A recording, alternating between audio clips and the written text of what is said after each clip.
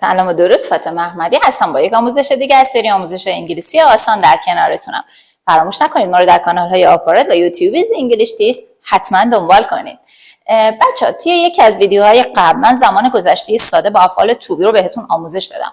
گفتیم که am is are افعال to be در زمان حال ساده هستن که am و is تبدیل میشن به was و are تبدیل میشه به were در زمان گذشته.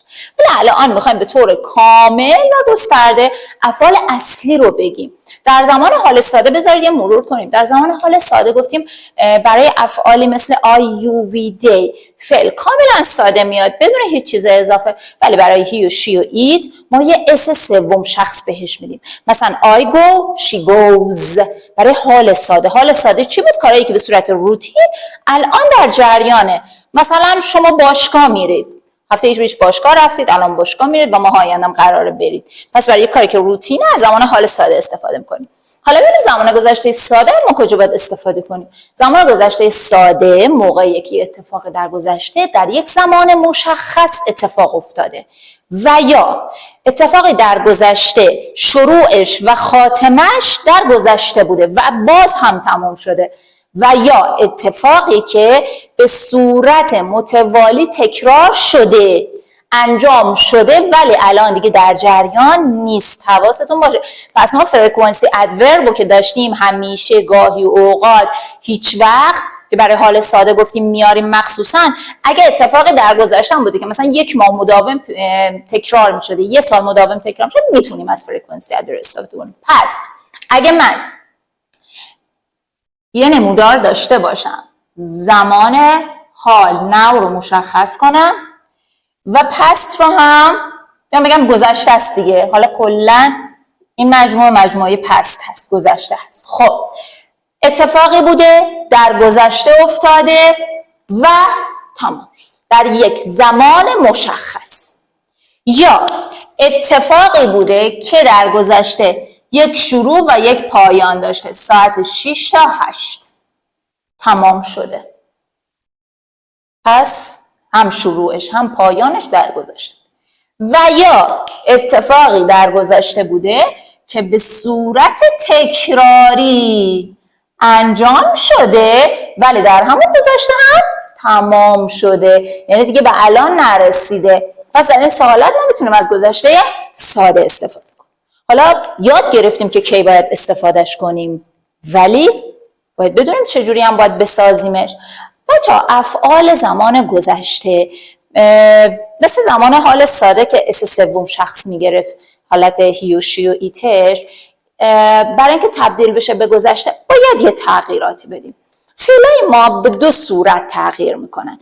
یه سری فعلا داریم که فعلای خوشگل، باحال، اصلا کلا رابیا هستن ها، باید کنار میان. چی میگه؟ میگه یه ایدی بده من، هم منو خلاص کن هم خودتو. من میشم گذشته آقا، من خیلی حال و حوصله ادا اطفارا ندارم. پس وربمون پلاس ایدی، یه ایدی میگیره خیلی خوشگل شکل مجلسی میشه گذشته، مثل talk, enjoy, start. خب میخوام ببینیم وقتی ایدی میگیرن چی میشه؟ talked, I'm sorry, talked, enjoyed, started. یه نکته همین الان بهتون بگم راجع به اضافه کردن دی. بچه‌ها اگر ایدی رو اضافه کردید به انتها معمولا 3 تا صدای مختلف ما داریم. یعنی وقتی ایدی اضافه میشه بعضی از کلمات هستن که صدای د میدن، مثل enjoyed، enjoyed د صدا میده در انتها. talked، talked، walked، اینا چه صدایی میدن؟ ت. پس صدای د، صدای ت و صدای اد. talked، enjoyed، started. ببین اد داره میگیره. پس 3 تا صدا وقتی ایدی یا دی تنها رو اضافه میکنیم تولید میکنه. چه موقع دی تنها اضافه میکنیم؟ موقعی که فعلمون در انتهاش خودش ای داشته باشه. وقتی فعلمون در حالت عادی ای داشته باشه دیگه نمیخواد یه ایدی دیگه اضافه کنیم، دی تنها اضافه کنیم. خب پس این فعلای مهربونمونن، اذیتمون هم نمیکنه، ایدی میگیره میره پی کارش. خب یه سری داریم فعلا نه، میگه از خبران نیست، چی بچسبونی به من میخوام چیکار، ریختم و زشت میکنی، من خودم اگه قرار باشه بشم گذشته کلا عوض میشم گذشته. به اینا میگیم با قاعده. با قاعده چه قانون داره آقا، قانونش اینه که ایدی بگیر بشه گذشته. اونا بی قاعدن ها، بی قانونن، بی رسم و رسومن، هر کاری دلم بخواد میکنم، پس شکلش عوض میشه، کلا فعلمون میشه گذشته. مثل کلمه eat، ate، speak، spoke. درست شد؟ make، made. اینا بچه ها باید حفظشون کنید. هرچی فعل بی قاعده است حفظ میشه، به غیر از اونا میشن با قاعده هامون. خب اینو میخواستم بگم، وقتی میخوای اسمای بی قاعده، فعلای بی قاعده رو حفظ کنی، یه روش خوشگل بهت میگم تا بهتر یاد بگیری. به جای که یه لیست بذار جلوت، از بالا بگو eat، ate، speak، spoke، نمیدونم چه بگم، کات، چون یه سریاشون هستن که اصلا شکل خودشون رو حفظ میکنن بچه‌ها. کلمه این مثل کات گذشته‌ش هم کاته، پوت گذشته‌ش هم پوته، یعنی از نظر ظاهری تغییر نمیکنه. ولی یه کلمه read ظاهرش که تغییر نمیکنه ولی تلفظش تغییر میکنه. read. پس اگه یه جا گو I read a book یعنی کتاب خوندم، ولی گو I read a book یعنی کتاب میخونم. درست شد؟ پس بعضی هاشون اصلا نه تغییر میکنه، نه ظاهر نه تلفظ. تنها کلمه ریده که ظاهرش تغییر نمیکنه ولی read تبدیل به read میشه، اونم که دیگه خدا رو شکر کلا میریزن به هم دیگه. می‌خواستم اینو بگم، وقتی داری حفظ میکنی یه لیست نذار جلو، از بالا هی بخون بیا پایین هی از بالا بخون، نه، یه دونه رو نگه دار تو ذهنت. بگو speak spoke speak spoke speak spoke 20 بار بگو speak spoke. بگو نمیدونم get got go went. وقتی اینو اینقدر تکرار کنی، بعدم لازم نیست این همه رو حفظ کنی، روزی 5 تاشو حفظ کن. روزی 5 تاشو به همین روشی که دارم میگم 20 بار 30 بار 40 بار هی بگو. آقا یه دونه رو بخون، بگو go went، بعد ظرف میشوری بگو go went. نمیدونم داری یه کاری میکنی تلویزیون نگاه میکنی تو مغزت بگو go went، بعد یه جا به محضی که میگی go خود به خود ونت میپره میاد جلو، نه دیگه این دوتا کانکت شدن تو مغزت. این خیلی روش باحالیه برای حفظ کردنش. خب پس اینا چی شدن؟ بهشون میگیم irregular، بی قاعده، ولی به اینا میگیم regular verbs، فعلای با قاعده. خب حالا یاد گرفتیم چطور ساخته میشه، میخوام ببرم تو جمله affirmative negative question. جمله مثبت هم که مشخصه. I played the piano yesterday. حواستون هم باشه بچه ها دیگه، در انتها ما معمولا قید زمان گذشته رو داریم. من دیروز پیانو نواختم. played the piano yesterday، تموم شده رفته. یا یه جمله بی‌قاعده میگیم، یه فعل بی‌قاعده. I spoke English with my friend last week. ببین هفته پیش با دوستش انگلیسی حرف زده. مثلا دوستش خارج از کشوره، تماس تصویری داشته، هر چیز انگلیسی حرف زده. میخوام منفیش کنم، میخوام سوالیش کنم. بچه ها قبلا گفتم برای بار 1016 هم میگم که وقتی میخوای منفی کنی، اگه اما ایزو آر، اگه وازوور داری، راحت ناتو بده بهش بدون اینکه بخوای به چیزی فکر کنی منفیش کن. ولی اگه فعلت فعل اصلی بود نمیتونی به همین راحتی منفیش کنی یا سوالیش کنی. فعل اصلی از جاش تکون نمیخوره تو جمله. گفتم چی ان؟ بزرگترن تو جمله. قبلا گفتم تو ویدیو فعل اصلی بزرگتر جمله است. حالا میخوام منفیش کنم، آقا چیکار کنم؟ چه که تو سرش کنم که منفی بشه؟ اونجا بود تو زمان حال ساده رفتیم بیرون داد و بیداد کردیم، دو تا داداش دو داز اومدن جمله‌مونو دون تو دازن منفی کردن، دو داز رفتن اول سوالی کردن. حالا ما زنگ زدیم به اینا گفتیم چیکار کنیم جمله‌مونو منفی کنیم؟ گذشته است. تو که نمیتونی بیای تو زمان گذشته، با پسر عمومو میاریم. پسر عموش چیه؟ دیده. پس بچه‌ها دو داز برای زمان حال ساده، دید فقط گذشته، نمیتونی برای زمان حال ساده. پس دید برای سوالی didn't، برای منفی کردن جملات گذشته با افعال اصلی اینو مغزت فرو کن. واز و ور داری دیگه کارش تو رو خدا نداشته باش، به همون نات بده میشه منفی. ولی وقتی نیست دیگه مجبوری بری یه کمک بیاری دیگه. خب میخوام این جمله رو منفی کنم. تو زمان حال ساده هم گفتم بزرگتر جمله فعل جمله میگه هیچ چق نداد بیاد جلو من. کجا؟ پشت سرم. بودو به پر پشت سرم. پس میارم اینجا I didn't play the piano yesterday تا انتهای جمله. حالا چرا من ایدی نیاوردم؟ به محض ای که دید میاد تو جمله ایدی من میپره میره. پس دید و ایدی با هم نمیسازن. همونجور که تو زمان حال ساده گفتم به محض که داز میاد اسم میپره فرار میکنه، اینجا هم همینجوره.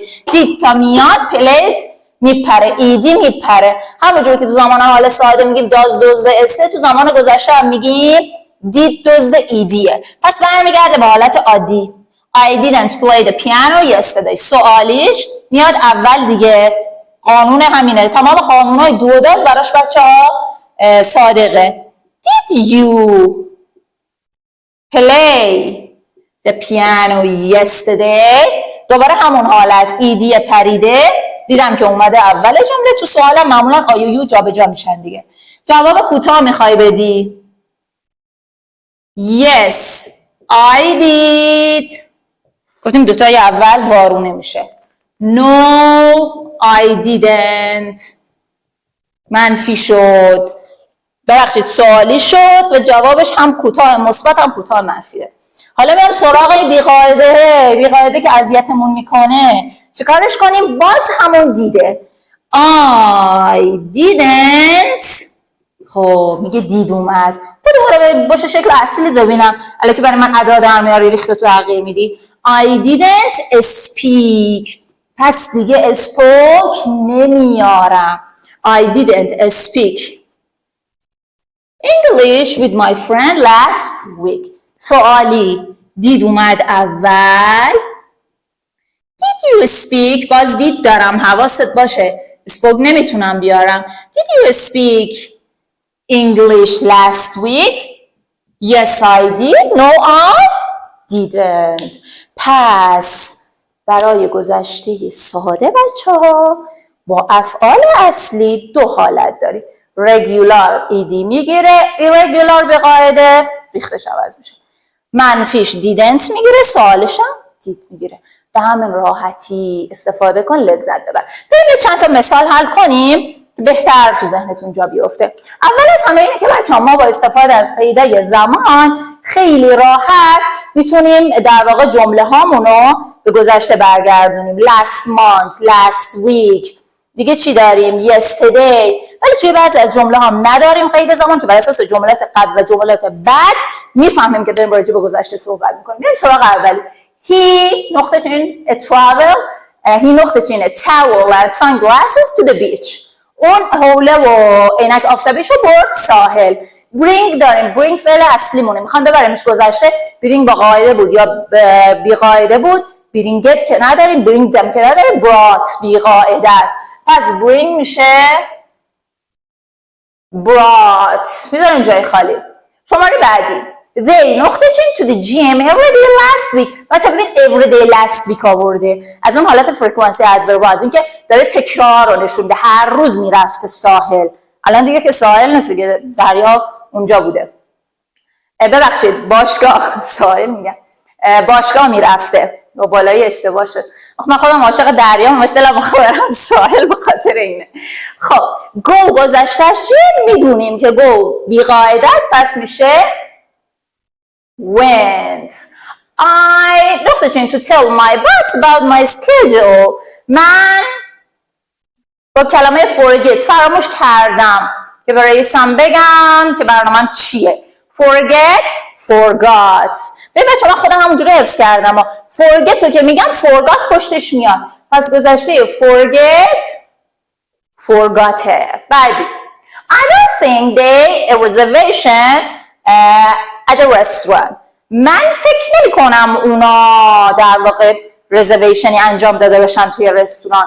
انجام داده باشن. گذشته make made. make میگن make پشتش میاد دیگه، بی قاعده است. made. we نقطه چین junk food almost every day last month. ببین almost every day از اون قید تکرار اومد، تقریبا هر روز. پس تقریبا هر روز ماه پیش. الان دیگه خبری نیست. چی میخورد؟ جانک فود میخورده، مسافرت بوده خوشحال جانک فود میخورده، فست فود میخورده، غذای ناسالم میخورده، دیگه مامانش نبوده که براش غذا بپزه. eat. بعدی. حالا بچه‌ها یه نکته بگم، ما بعضی وقتا میتونیم ریپورتد اسپیچ استفاده کنیم. ریپورتد اسپیچ چیه؟ نقل قوله. یعنی من دارم حرف یه نفر رو گرفتم، میخوام نقل قول کنم به شما. معلم گفت کتاباتون رو باز کنیم. حالا اینجا چی داریم؟ she، او، میخوایم بگیم گفت she have a great time at the party. حالا have گذاشته ها، نه که have میخوره، که اوقات خوبی تو پارتی و جشن داشته. چجوری ببرمش نقل قول کنم؟ اولین جمله she said. حواستون باشه اگه این سیه نمیگیم سیدا، she said. خیلی دیدم میگن بچه ها she said. پس say اگه قراره تبدیل بشه به گذشته said میشه. she said. she have گذشتهش میشه had. She had a great time at the party. و در انتها و آخرین جمله‌مون yesterday کاملا مشخص گذشته است. حالا اینو می‌خواستم بگم بچه‌ها، بعضی وقتا ما میتونیم یک سری از کارها رو پشت هم بیاریم. حتما که نباید یه جمله با یه فعل باشه. یه سری فعلا رو آورده برای یه روزش. نمیدونم من دیر بیدار شدم، من رفتم سر کار، بعد رئیسم اومد دعوام کرد که چرا دیر اومدی. خیلی از این فعلا رو میتونیم پشت سر هم دقیقاً بیاریم. یعنی یک سری از افعال رو در یک جمله بیاریم. مثلا yesterday I slept گذشتهش. late go میشه went shopping رفتم خرید. and talked بچه talk دیگه من هرچی به ذهنم فشار بیارم میگم این چیه، نداشت بی قاعده پس ایدی میگیره. talked. تو رو خدا تیک و تاک و قاطی نکنید بگید تیک تو که تاک هم میشه توک تا. از خبران نیست. تیک توک تاک تاکت. این با قاعده است.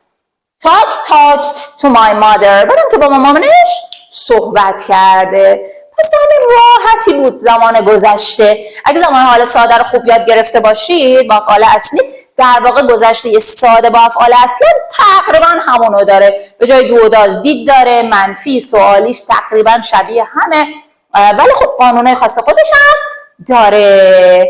پس یاد بگیرید، گوش کنید، یادداشت برداری کنید و ازش استفاده کنید.